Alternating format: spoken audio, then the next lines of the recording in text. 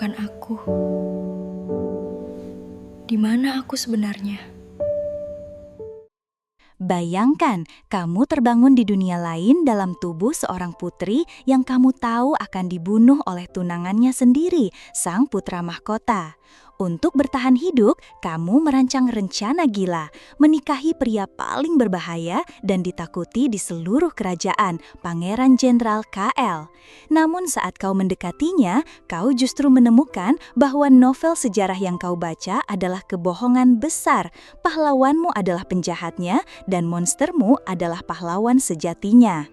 Sebelum kita bongkar semua strategi dan intrik perebutan tahta ini, pastikan kalian sudah tekan tombol like, share, dan subscribe channel Dracin. Dan jangan kemana-mana, tonton sampai akhir karena setiap babnya akan membalikan semua yang kamu ketahui. Ria merasakan sensasi aneh saat mobilnya terpelintir di atas aspal yang basah. Waktu seolah melambat, memungkinkan otaknya yang selalu analitis untuk memproses setiap detail. Pecahan kaca yang berterbangan seperti berlian mematikan, suara klakson yang melengking panjang, dan kilatan lampu dari truk yang mendekat. Tidak ada kepanikan, hanya ada kesadaran dingin seorang ahli strategi yang tahu ia baru saja melakukan skakmat pada hidupnya sendiri.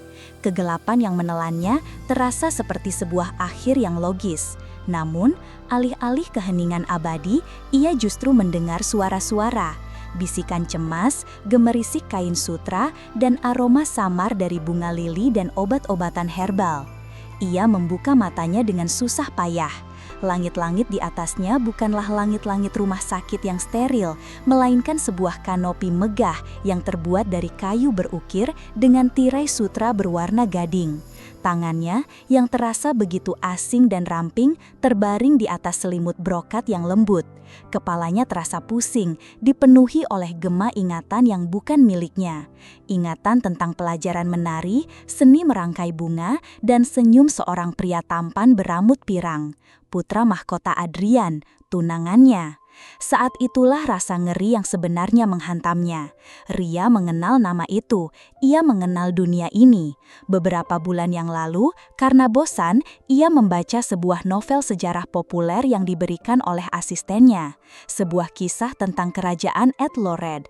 Dan di dalam novel itu, ada seorang karakter sampingan yang tragis, Putri Elara, Putri Jenderal Agung, seorang gadis cantik yang naif dan bertunangan dengan putra mahkota Adrian. Elara, yang dalam cerita itu mati mengenaskan di usia muda, dijadikan kambing hitam dalam sebuah skandal politik yang dirancang oleh tunangannya sendiri untuk menyingkirkan ayahnya dari posisi jenderal. Ria mencoba bangkit, dan saat itulah ia melihat pantulan dirinya di cermin besar di seberang ruangan. Wajah yang menatapnya bukanlah wajahnya. Itu adalah wajah seorang gadis muda yang luar biasa cantik, dengan rambut pirang madu panjang dan mata biru safir yang kini menatap dengan horor. Itu adalah wajah Putri Elara. Kecelakaan itu tidak membunuhnya. Kecelakaan itu telah melemparkannya ke dalam sebuah cerita, ke dalam tubuh seorang wanita yang ia tahu persis akan segera mati. Kepanikan yang dingin menjalari tulang punggungnya. Ia bukan lagi Ria, sang ahli strategi dari abad ke-21. Ia adalah Elara, pion pengorbanan dalam sebuah permainan tahta yang kejam, dan pembunuhnya adalah pria yang seharusnya ia panggil suami. Selama 3 hari berikutnya, Elara, Ria, tidak melakukan apa-apa selain berbaring di ranjangnya, berpura-pura masih lemah. Namun di dalam kepalanya, otaknya bekerja dengan kecepatan penuh, memproses, menganalisis, dan menyusun strategi. Ia adalah seorang CEO di kehidupan lamanya, terbiasa mengubah krisis menjadi peluang. Situasinya saat ini adalah krisis terbesar yang pernah ia hadapi, dan ia menolak untuk menjadi korban. Ia membuka kembali semua file ingatan dari novel yang pernah ia baca, memetakan papan catur barunya dengan cermat. Pemain utamanya jelas, putra mahkota Adrian. Di dalam novel, ia digambarkan sebagai pahlawan yang sempurna, tampan, karismatik, bijaksana, bijaksana, dan sangat dicintai rakyat. Namun, Ria tahu, di balik topeng itu ada seorang manipulator ulung yang tidak akan ragu mengorbankan siapapun demi kekuasaan. Pertunangan mereka adalah sebuah aliansi politik antara tahta dan militer. Membatalkannya tidak akan mudah dan akan memicu kemarahan ayahnya, Jenderal Agung Alarik, seorang pria yang lurus dan sangat setia pada kerajaan. Pemain kedua adalah ayahnya sendiri, seorang jenderal yang brilian di medan perang, namun naif dalam politik istana. Kesetiaannya yang buta pada keluarga kerajaan adalah kelemahan terbesarnya, kelemahan yang akan dimanfaatkan oleh Adrian untuk menghancurkannya. Elara tahu ia tidak bisa mengandalkan ayahnya untuk melindunginya jika itu berarti menentang putra mahkota. Lalu ada Raja Teron, seorang pemimpin yang bijaksana namun sudah mulai menua dan seringkali terlalu percaya pada putra sulungnya. Ia adalah wasit dalam permainan ini, namun wasit yang pandangannya telah dikaburkan oleh cinta dan propaganda. Elara merasa terpojok, semua jalan seolah menuju ke takdir yang sama. Namun, saat ia hampir putus asa, ia teringat pada satu karakter lagi, sebuah bidak liar, sebuah kartu as yang tidak terduga. Pangeran KL, adik tiri sang raja, jenderal perang dari utara. Di dalam novel, KL adalah karakter antagonis sampingan. Ia digambarkan sebagai pria yang brutal, haus darah, dan penuh dengan ambisi liar.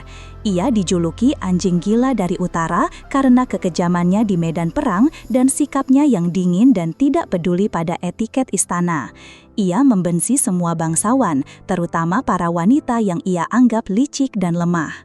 Bagi Elara yang lama, KL adalah monster yang harus dihindari. Namun bagi Ria, sang ahli strategi, KL adalah satu-satunya harapan.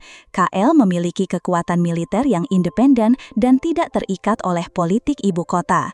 Ia adalah satu-satunya orang yang tidak berada di bawah pengaruh putra mahkota. Jika Adrian adalah raja di papan catur ini, maka KL adalah benteng di sudut terjauh yang memiliki kekuatan untuk melakukan skakmat. Rencananya yang gila dan berbahaya mulai terbentuk. Untuk selamat dari serigala berbulu domba, ia harus melemparkan dirinya ke dalam sarang serigala yang sesungguhnya. Ia harus membatalkan pertunangannya dengan sang pahlawan kerajaan dan menawarkan dirinya pada monster dari utara. Elara tahu bahwa untuk mengubah takdirnya, ia harus terlebih dahulu menghancurkan citranya sendiri. Citra putri Elara yang naif, manis, dan penurut. Ia harus menunjukkan pada dunia bahwa ia bukanlah pion yang mudah dikendalikan. Kesempatan itu datang dalam bentuk sebuah perjamuan kenegaraan yang diadakan untuk menyambut delegasi dari kerajaan tetangga. Ini adalah acara publik pertama Elara sejak ia sembuh. Semua mata akan tertuju padanya dan tunangannya putra mahkota Adrian. Malam itu, Elara mengenakan gaun berwarna biru es yang tajam, bukan gaun merah muda lembut yang biasa ia pakai. Ia menata rambut pirang madunya dengan gaya yang lebih tegas dan riasannya menonjolkan matanya yang kini tidak lagi memancarkan kepolosan, melainkan kecerdasan yang dingin. Saat ia masuk ke dalam ballroom, bisik-bisik langsung terdengar. Bahkan Adrian, tunangannya, menatapnya dengan kening berkerut, merasakan ada sesuatu yang berbeda.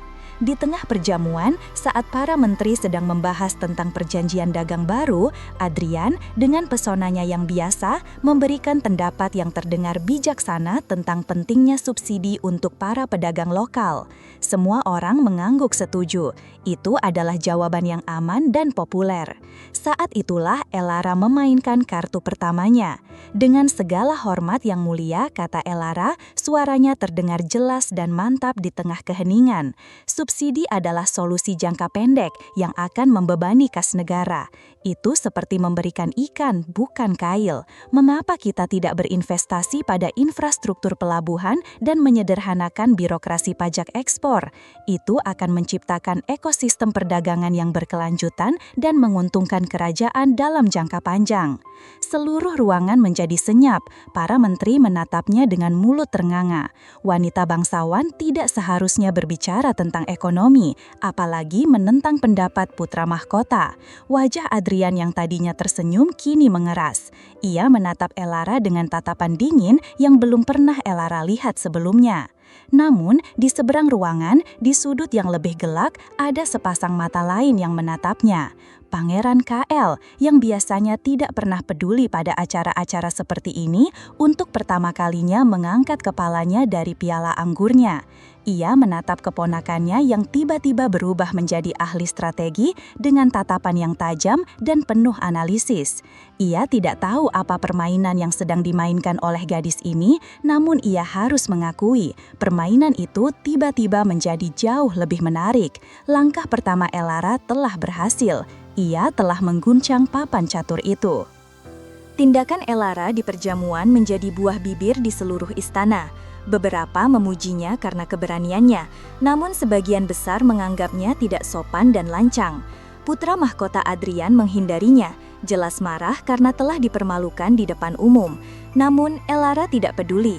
Tujuannya bukanlah untuk mendapatkan persetujuan mereka. Tujuannya adalah menarik perhatian satu orang, dan ia berhasil.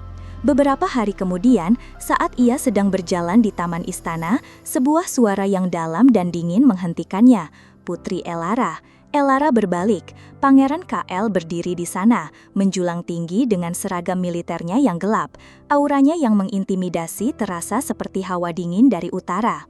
Pengetahuan Anda tentang ekonomi cukup mengejutkan untuk seorang putri yang hanya dikenal karena keahliannya merangkai bunga, katanya. Matanya yang kelabu menatap Elara dengan tajam, mencari celah dalam pertahanannya. Elara tahu, ini adalah sebuah ujian. Ia balas menatap tanpa rasa takut. Mungkin saya hanya bosan dengan bunga, Paman, jawabnya dengan senyum tipis. Lagi pula, mengatur logistik kelopak mawar tidak jauh berbeda dengan mengatur logistik pasokan gandum, bukan? Keduanya sama-sama akan layu jika tidak ditangani dengan benar. KL mengangkat alisnya, jawaban yang cerdas. Ayahmu adalah seorang jenderal yang hebat, lanjut KL mengubah topik. Namun strateginya di pertempuran Lembah Gema 5 tahun lalu hampir menyebabkan kekalahan. Apa pendapatmu tentang itu? Ini adalah jebakan, mengkritik ayahnya sendiri adalah hal yang tidak terpikirkan. Namun, Elara yang baru tidak bermain dengan aturan lama. Ayah saya adalah seorang pejuang yang gagah berani, bukan seorang ahli logistik, jawab Elara dengan tenang. Ia memenangkan pertempuran dengan kekuatan, bukan dengan efisiensi. Jika saja jalur pasokan dari barat tidak dialihkan untuk keperluan mendesak di ibu kota pada saat itu, pertempuran itu akan berakhir 2 minggu lebih cepat dengan korban jiwa yang jauh lebih sedikit. Ia baru saja secara halus mengkritik ayahnya, sekaligus menyinggung adanya kemungkinan sabotase dari istana. Keheningan menyelimuti mereka. KL menatap Elara dengan tatapan yang sama sekali baru. Gadis di hadapannya ini bukan lagi putri Elara yang naif. Ada sesuatu yang berbeda di dalam dirinya. Sebuah pikiran yang tajam, dingin, dan penuh perhitungan. Sebuah pikiran yang sangat mirip dengan pikirannya sendiri. Kau sangat berbeda dari yang kudengar, Putri, kata KL akhirnya. Nadanya tidak lagi hanya curiga, melainkan juga dipenuhi oleh rasa ingin tahu yang tulus. Aku akan mengawasimu. Setelah mengatakan itu, ia berbalik dan pergi, meninggalkan Elara dengan jantung yang berdebar kencang. Ia telah berhasil menarik perhatian sang serigala. Kini, ia harus bersiap untuk dijilat atau diterkam. Perhatian KL pada Elara tidak luput dari pengamatan putra mahkota Adrian. Kecurigaan dan kecemburuan mulai meracuni pikirannya. Ia tidak mengerti mengapa pamannya yang antisosial itu tiba-tiba tertarik pada tunangannya. Merasa posisinya terancam dan kontrolnya atas Elara mulai goyah, Adrian memutuskan untuk mempercepat rencananya. Ia menghadap raja dan meminta agar tanggal pernikahannya dengan Elara dimajukan dengan alasan untuk memperkuat stabilitas kerajaan. Raja yang tidak melihat ada yang salah menyetujuinya. Berita itu sampai ke telinga Elara seperti sebuah vonis mati. Waktunya hampir habis. Ia terpojok. Malam itu, ia tidak bisa tidur. Ia berjalan mondar-mandir di kamarnya. Otaknya berputar mencari jalan keluar. Ia tidak bisa menolak perintah raja secara langsung. Itu sama saja dengan bunuh diri politik. Ia harus melakukan sesuatu yang begitu drastis, begitu di luar nalar, hingga membuat pernikahan itu mustahil terjadi. Dini hari berikutnya, sebelum matahari terbit, Elara menyelinap keluar dari istana. Ia mengenakan jubah berkudung sederhana dan menunggang kuda sendirian menuju barak militer tempat KL tinggal saat berada di ibu kota. Ia tahu ini adalah pertaruhan terbesarnya. Mendatangi kediaman seorang pangeran lajang di pagi buta adalah sebuah skandal yang bisa menghancurkan reputasinya selamanya. Ia mencegah KL tepat saat pria itu keluar dari lapangan latihan. Tubuhnya masih berkeringat dan pedang latihannya masih di tangan. Para penjaga langsung menghunus pedang mereka melihat seorang penyusup. Namun KL menghentikan mereka dengan satu gerakan tangan. Ia menatap Elara dengan ekspresi terkejut yang tak terselubung. "Apa yang kau lakukan di sini, Putri?" tanya KL. Suaranya terdengar serak. "Aku datang untuk mengajukan sebuah proposal," jawab Elara, melepas tudungnya dan menatap langsung ke mata KL. "Putra mahkota telah memajukan tanggal pernikahan kami. Aku tidak akan menikahinya." Ia berhenti sejenak, mengambil nafas dalam-dalam. "Sebaliknya, aku ingin menawarkan sebuah aliansi, sebuah pernikahan antara kau dan aku." KL tertegun. Ia menatap gadis di hadapannya yang berdiri dengan berani di antara para prajuritnya yang berwajah sangar. "Kau pasti sudah gila," desisnya. "Aku seorang ahli strategi, Paman, bukan orang gila," balas Elara. Suaranya tetap tenang. "Ayahku mengendalikan pasukan paling loyal di kerajaan ini, dan kau adalah jenderal perang paling ditakuti. Bayangkan, kekuatan seperti apa yang bisa kita miliki jika kita bersatu. Putra mahkota tidak akan bisa menyentuh kita." Ia membingkai proposalnya bukan sebagai permohonan, melainkan sebuah transaksi bisnis yang dingin, sebuah langkah catur yang logis. KL menatapnya lama. Matanya yang kelabu mencoba membaca permainan di balik kata-kata Elara. Ia melihat ketakutan di mata gadis itu, namun juga melihat tekad yang membara. Ia tidak tahu apa sebenarnya yang sedang terjadi di istana, tapi ia tidak ingin melihat gadis ini gagal. "Kau tahu apa yang orang katakan tentangku kan?" tanyanya pelan. "Mereka bilang aku monster."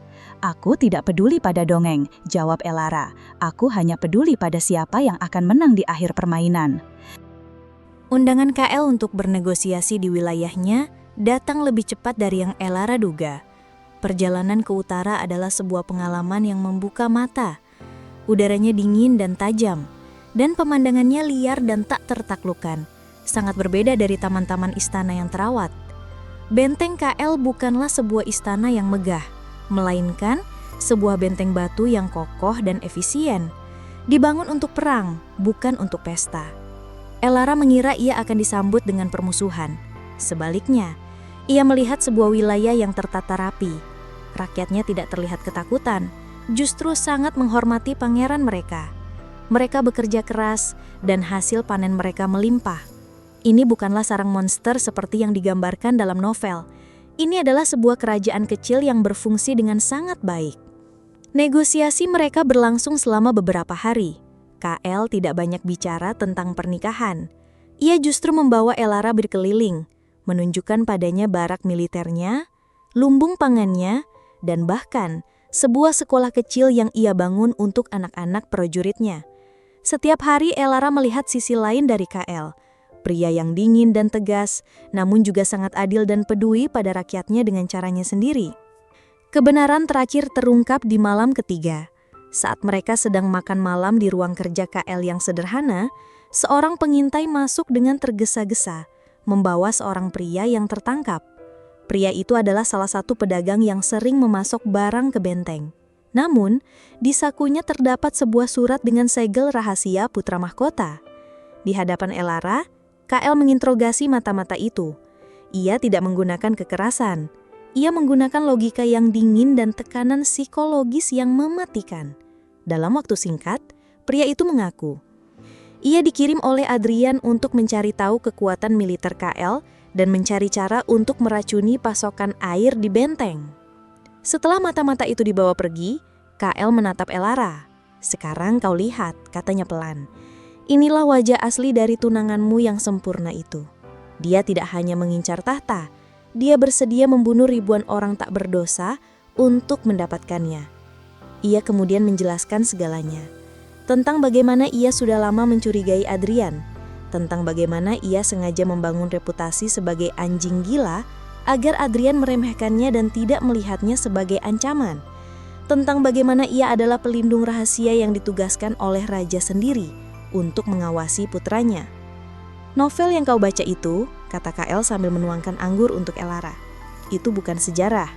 Itu adalah propaganda yang ditulis atas perintah Adrian untuk menaikkan citranya dan menjelekkan semua saingannya. Elara terdiam, dunianya kembali jungkir balik.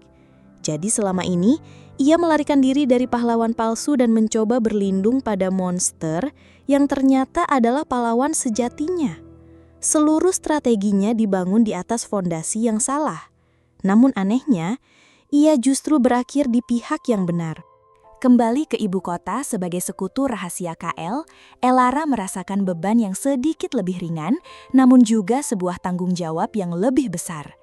Ia kini bukan lagi hanya seorang gadis yang mencoba bertahan hidup. Ia adalah bagian dari sebuah perlawanan untuk menyelamatkan kerajaan. Ia mulai bekerja sama dengan KL, menjadi mata dan telinganya di dalam istana, melaporkan setiap pergerakan mencurigakan dari faksi putra mahkota. Suatu malam, saat ia sedang merapikan beberapa perhiasan lama di kamarnya, ia menemukan sebuah kotak kayu kecil yang tersembunyi di bagian belakang laci. Kotak itu tidak ada dalam ingatan Ria, namun terasa sangat familiar bagi tubuh Elara. Di dalamnya ada sebuah artefak aneh, sebuah bros perak berbentuk bulan sabit dengan sebuah kristal safir kecil di tengahnya. Kristal yang warnanya sama persis dengan mata Elara. Saat jarinya menyentuh kristal yang dingin itu, sebuah sensasi aneh menjalari dirinya. Ruangan di sekelilingnya seolah memudar, digantikan oleh serangkaian gambaran yang kabur dan penuh emosi. Ia melihat mata putra mahkota Adrian yang menatapnya dengan dingin saat memerintahkan pengawalnya. Ia merasakan ketakutan dan keputusasaan yang luar biasa. Dan ia mendengar suara bisikan, suara Elara yang asli. "Aku tidak cukup kuat," bisik suara itu. "Tapi aku tidak akan membiarkannya menang. Aku akan memanggil seseorang yang bisa." Elara melihat sebuah ritual kuno. Tangan Elara yang asli meneteskan darah ke atas bros itu, mengucapkan mantra dalam bahasa yang tidak ia mengerti. Ia merasakan keinginan terakhir yang begitu kuat dari jiwa itu.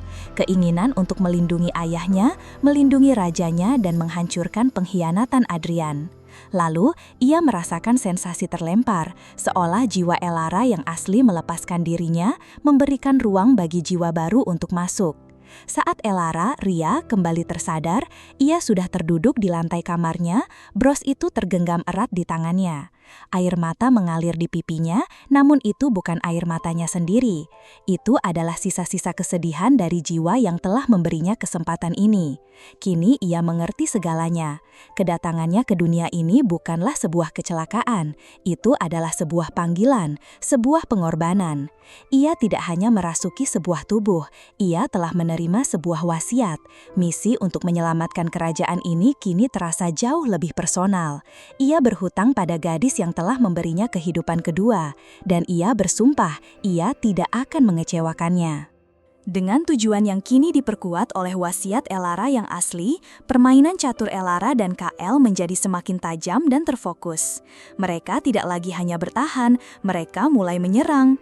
Elara, dengan pengetahuannya tentang strategi bisnis modern dan ingatan samar dari novel, berhasil mengantisipasi beberapa langkah ekonomi yang akan diambil oleh faksi Adrian untuk mendanai kudeta mereka. Ia memberikan informasi kepada KL yang kemudian menggunakan kekuatan militernya untuk secara diam-diam memblokir jalur perdagangan ilegal dan menyita aset-aset tersembunyi milik para bangsawan yang bersekongkol dengan Adrian. Langkah pamungkas mereka adalah yang paling berisiko. Elara tahu dari novel bahwa Adrian berencana untuk melakukan kudeta pada saat festival bunga sakura, saat sebagian besar penjaga istana sedang lengah.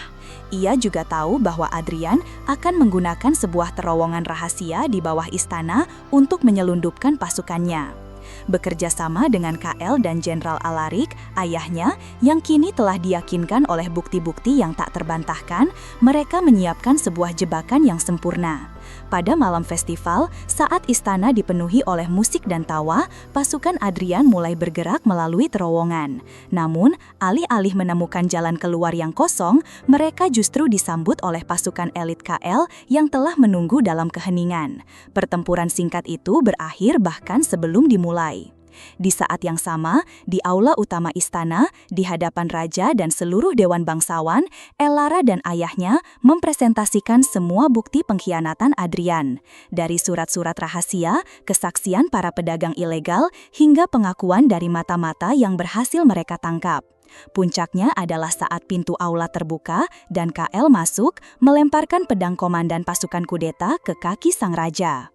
Wajah putra mahkota Adrian pucat pasi, topeng pahlawannya telah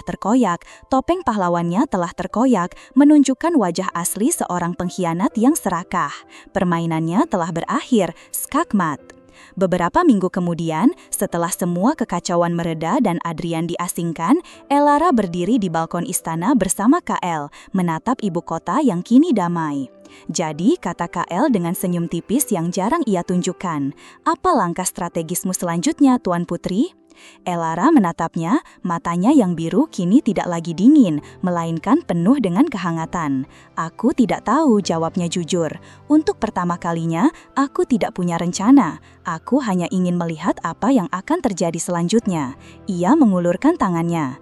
KL menyambut uluran tangan itu, dan di antara langit senja yang memerah, sang ahli strategi dari dunia lain dan sang jenderal perang dari dunia ini akhirnya memulai babak baru mereka, sebuah takdir yang mereka tulis sendiri.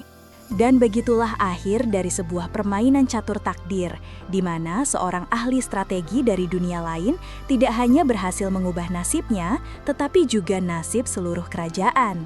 Kisah Elara dan KL mengajarkan kita bahwa terkadang jalan paling berisiko adalah yang paling aman, dan sekutu terkuat bisa ditemukan di tempat yang paling tidak terduga.